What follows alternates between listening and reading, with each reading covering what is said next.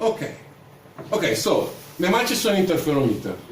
In a way, this is an even easier setup to build with respect to the principal one, because now you have, again, a Healy laser, one mini splitter, and two mirrors, and of course a photodiode. And then the setup is finished. Now, what is the difference between the principal scheme? Now you have a fixed mirror, okay, with which you build, let's say, the reference path, that is this one. And then you have a moving mirror, or that can be mounted on a target that can move, that is the measuring mirror, okay? So with respect to before, the difference is that now the photodetected current can be written in this way. So you have a DC value, then you have 1 plus cosine of the phase difference, that is now not just Sm minus Sr multiplied by K, but then you have this factor of 2. The factor of 2 is simply related to the fact that, for example, with the reference path, you travel 2 times the length LR, okay? This factor of 2, anyway, is important. It's important why? Because now a phase difference of 2 pi in the photodetected current is not related to a movement of the target of a wavelength, but is related to a movement of the target of half of a wavelength, okay? So if you go back to the situation of before, now the usual, let's say, or the worst resolution that you can achieve for an incremental measurement of displacement with this setup is given by alpha of the wavelength. But now, if you do something that we have already done, so you squared the photodetected current, and then you do the derivative, okay, of the photodetected squared current, and then you rectify all the jump, you have something like this. So let's say that this is phi m minus phi r. This is v first, let's say rectified. And so you have, for example, 0. You have a jump, for example, pi. You have another jump, 2 pi. You have another positive jump, and so on. Okay? Now you know that the resolution when the phase difference is 2 pi is lambda over 2. But if you are able to count also the negative pulses, the resolution goes to lambda over 4. Okay? So very easy setup. It is even easier of the first one, and the resolution of this instrument can go down to lambda over 4. So a very good feature.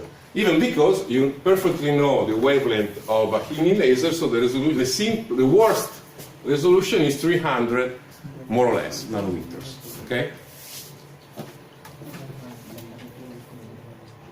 Okay. Okay. As I said, if you just count the fringes, okay, and how you can count the fringes? If you do this, if you do the squared of the photodetected current, then you do the derivative. These pulses, this one and this one, happens for each fringe's development in the signal. Okay, you have the resolution of lambda over 2.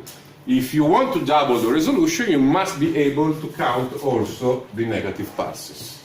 And then you have a doubling of the resolution. What is the problem of this approach?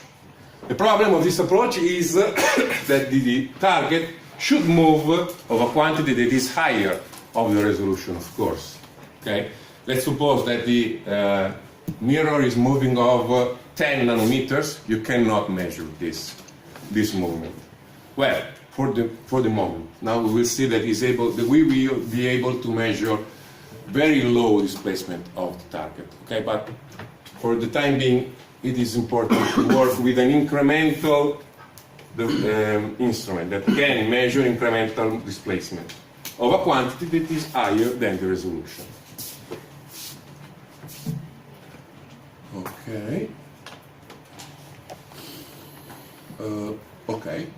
So now, the fringes are, you can see the fringes with your eyes because, of course, you cannot see the field with your eyes.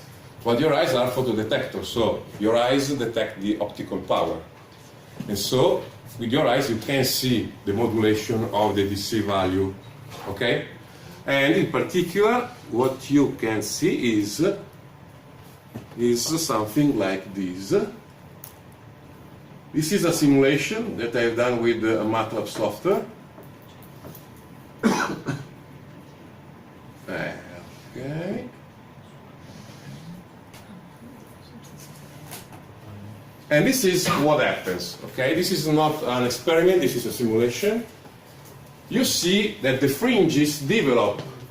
You have a beam that is given by the overposition of the reference and measuring beam, or field, that goes onto a target, okay?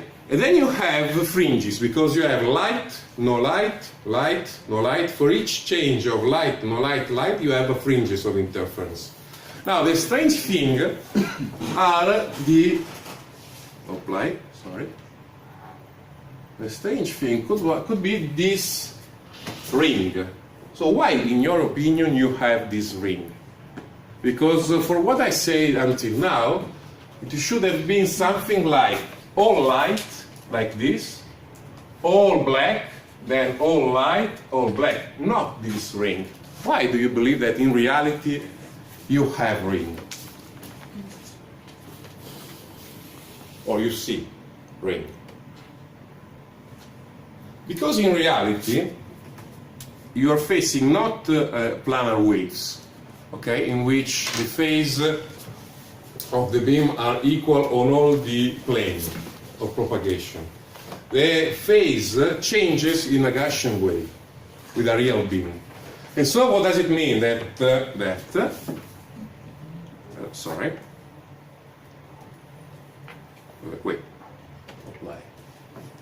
And so what does it mean? That if this object moves of a quantity so that Lm is greatly different from Lr, then you have also interference on the, let's say, outer points on the planar of propagation. Okay? And then this gives the formation of the ring. Okay? In particular, if you go back to the video, okay,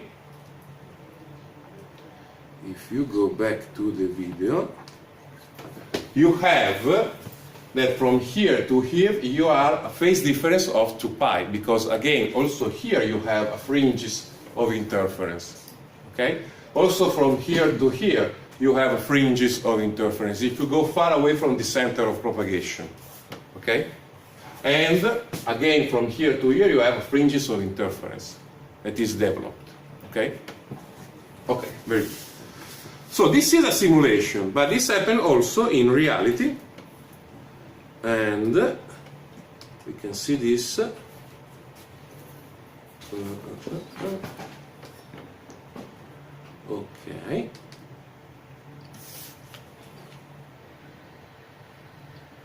Hello everyone.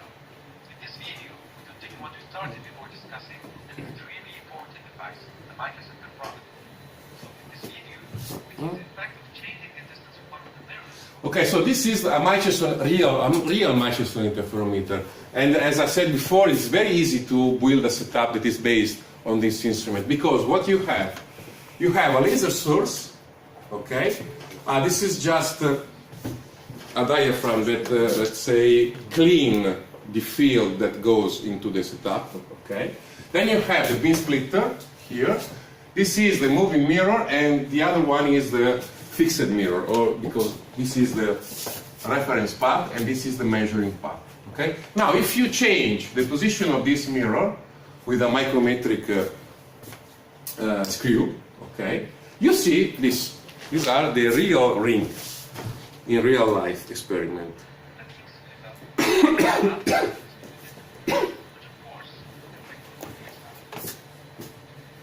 a micrometer to vary the position of one of the mirrors, keeping in mind So as you see, the simulation and real life experiment is almost equal.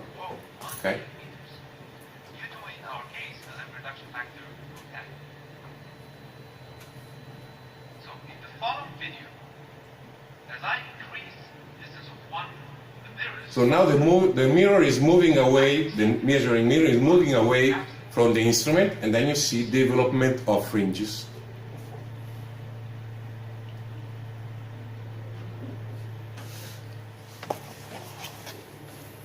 And of course, if you go in the opposite direction, the same story happens.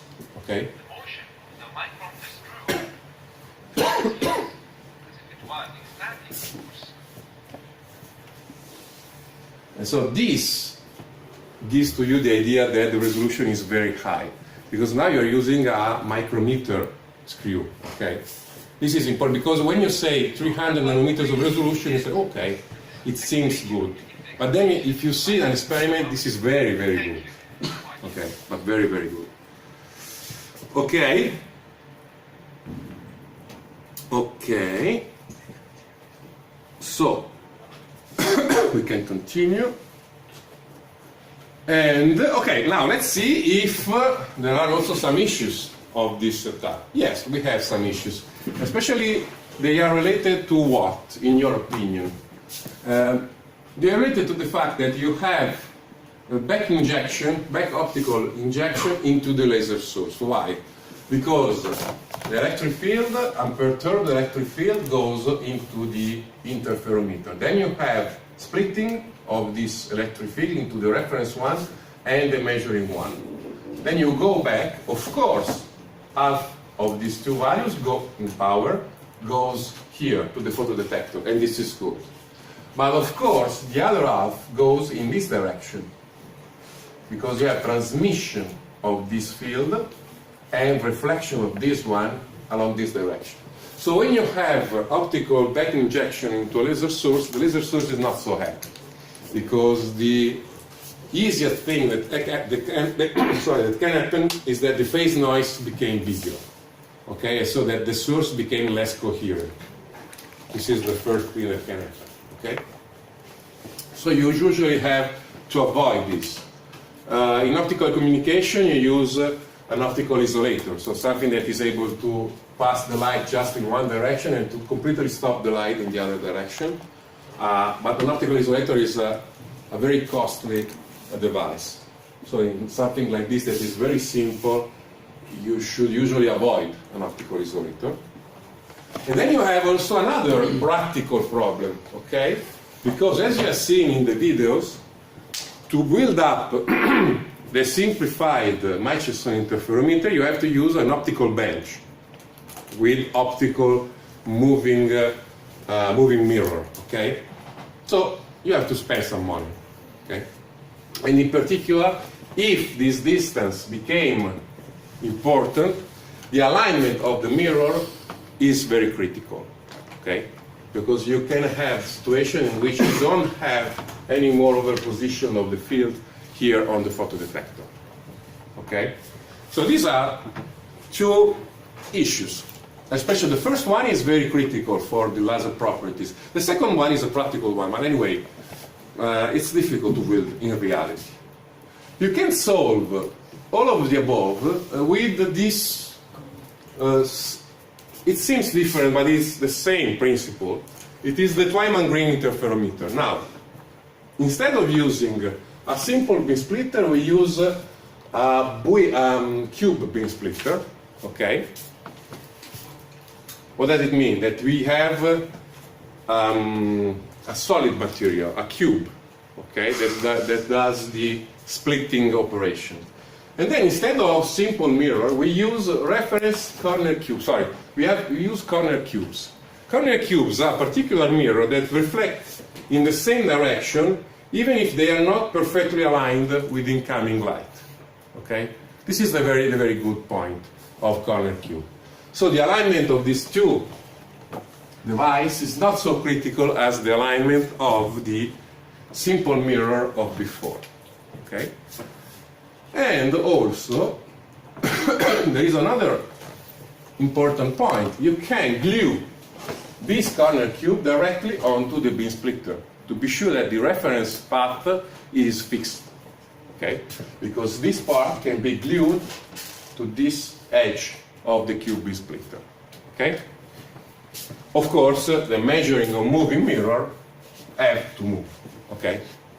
And anyway, since you're using a corner cube, you have an offset you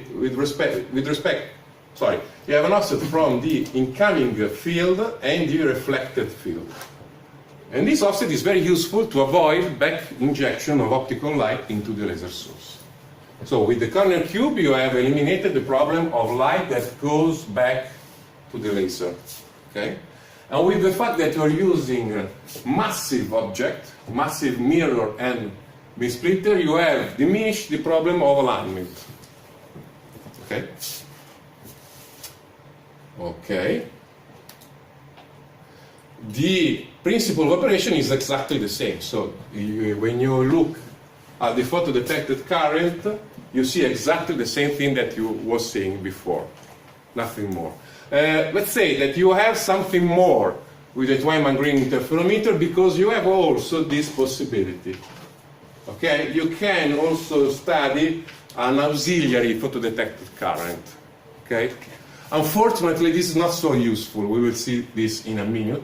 But you have this possibility. This is very similar to what we have seen with the Mach-Zehnder. Again, here you have, let's say, the normal photo-detected exit or output, and then you have again an auxiliary one. Okay, this is more or less the exact situation. Now, why this is not so useful? Because now we come into one of the biggest issue of interferometer. Because until now we have seen that with very few electronic components or optoelectronic components, you can build up an instrument that can measure incremental displacement of a target with lambda or fraction of wavelength resolution. Very good point. But now let's try to understand what happened in this situation. So what happened when the displacement is of a quantity that in phase or in time is exactly equal to a fixed number of alpha, of an integer number, sorry, of alpha of the wavelength. In particular, we are moving far away from the instrument of this quantity. If you use our simple approach, oh well, better, no, this is always true, okay? If we see a 4 pi phase variation, this means that we have moved away of a quantity that is equal to a wavelength, because recall that for the Twyman-Green or Michelson interferometer, for each 2 pi variation or for each fringe's development, we have a movement of alpha of the wavelength, okay? And then, in this point, we change the direction of motion of the target and we go back with the same slope toward the instrument. From the point of view of what you see on the oscilloscope, okay, or in laboratory, are you able to detect this change of movement or not? The change of direction or not? The answer is not, because this signal will be the same if let's do this on the blackboard.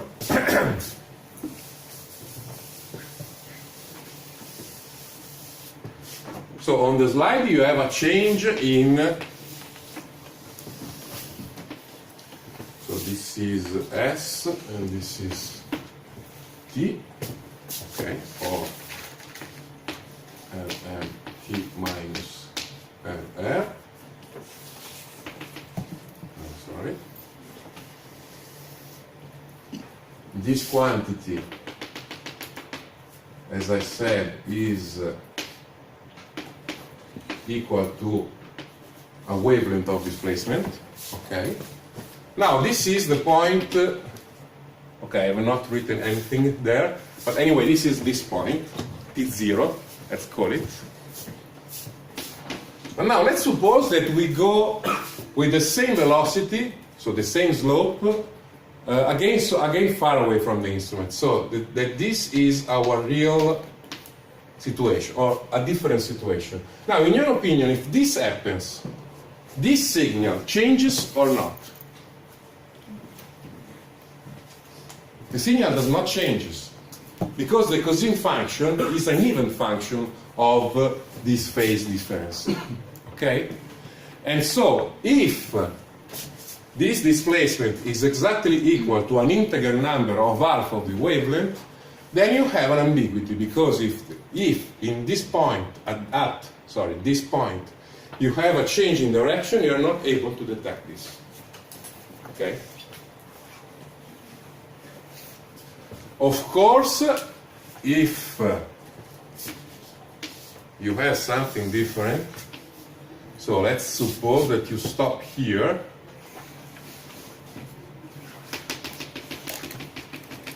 and then you have something like this. So this is a third possibility. What happens is this one, is this. You have a full period until here. So this is the photodetected current. Okay.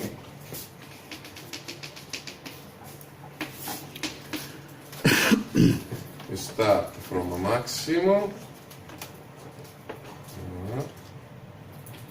Okay. Yes.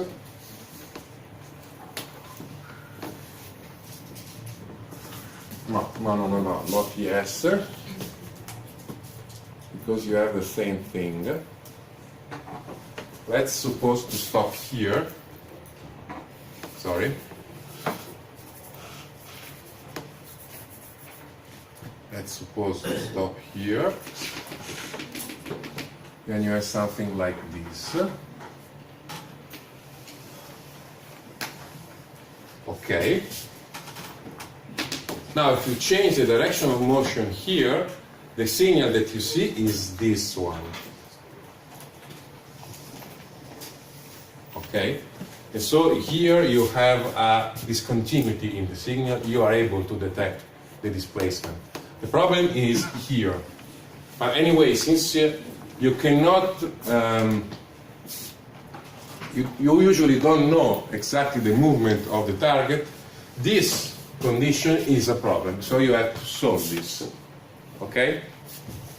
And how you can solve this? Of course, if you use the auxiliary output that we are seeing with the Twyman Green interferometer, you cannot solve the problem, because you again have a cosine function. The fact that you have a minus here, okay, does not change the fact that the cosine function is an even function of the phase difference.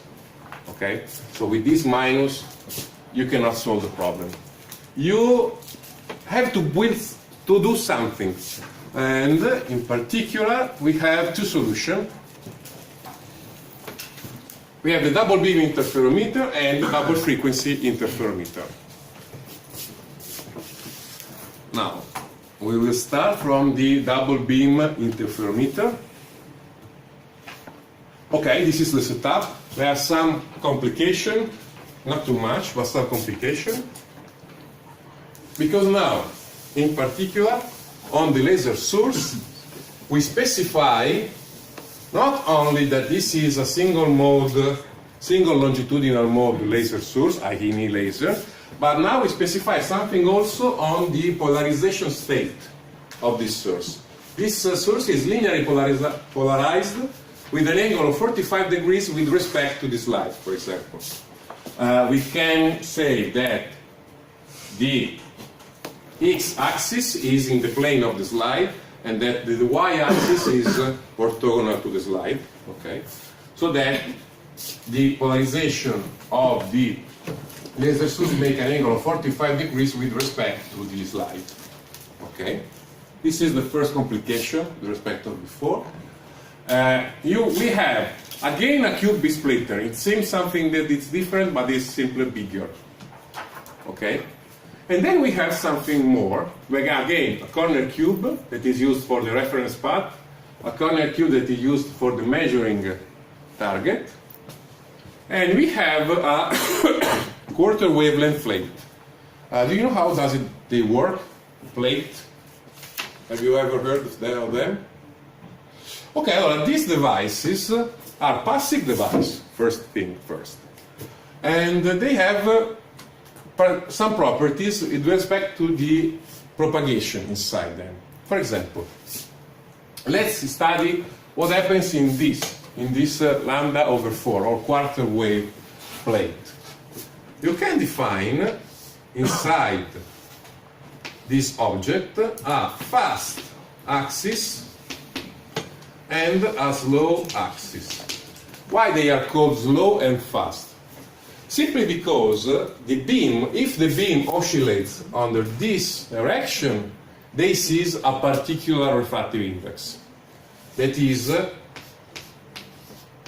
the slow refractive index, or in another way, a bigger refractive index to what is seen from a field that oscillates in this direction.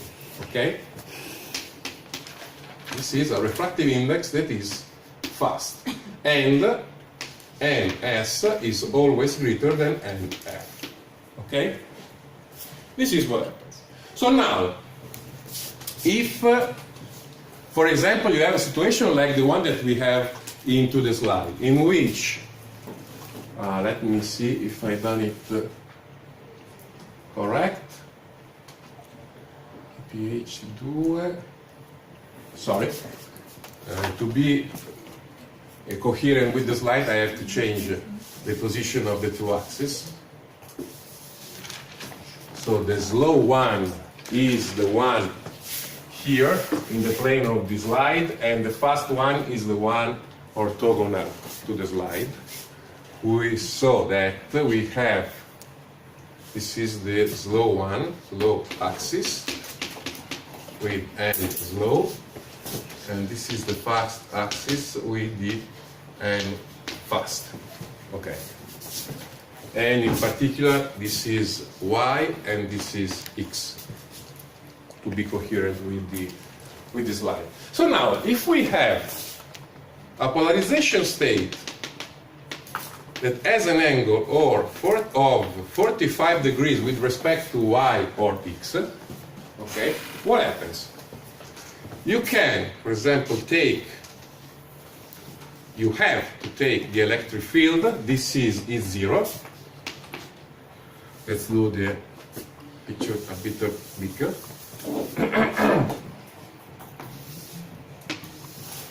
Okay.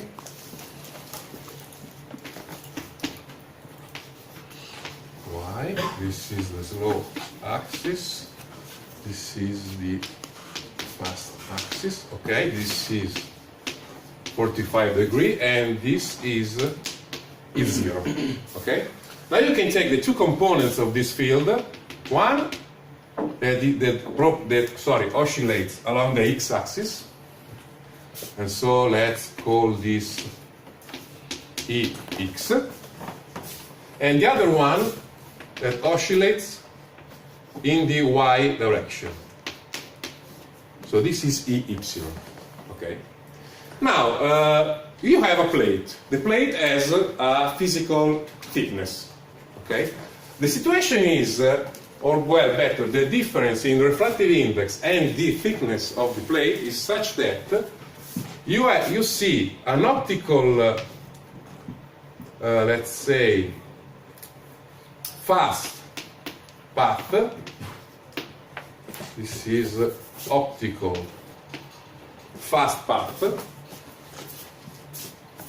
It's better to say. If you look at the difference between the optical slow path minus the optical fast path, okay, you have something that is related to L. L is the thickness of the plate, okay. This is given by N slow minus N fast, okay. This is the point. The two refractive index along this direction and this direction are different.